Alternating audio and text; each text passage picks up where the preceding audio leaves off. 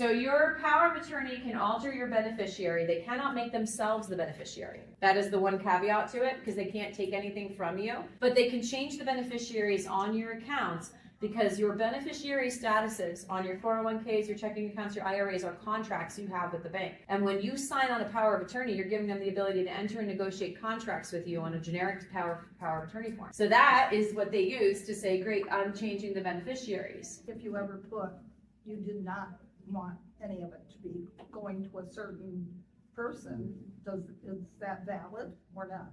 If you put that limitation in your power of attorney, your agent cannot do it. So if you think you've got an agent, like if you have an agent, and this is kind of one of those character questions, you know, where you're like, I had this conversation with a kid the other day of just like, does it matter if it's legally or technically correct if the problem is the character behind it? Like, it might be legally acceptable to do this, but the character behind it is not acceptable, right? Like, if you've got someone that you're worried that they're going to change your beneficiary designations to include a person that you have specifically informed them that you don't want them getting anything, maybe we've picked the wrong person to be your agent.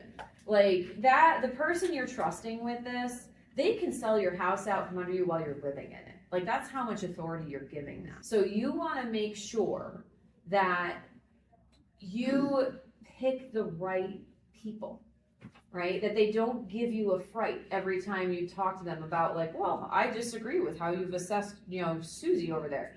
If this is your assessment and this is what they want, they're supposed to act in your best interest and act for you. And they are supposed to do the right thing. And if you think they aren't going to do the right thing, then we should be reevaluating the relationship more than worrying about the legal technicalities.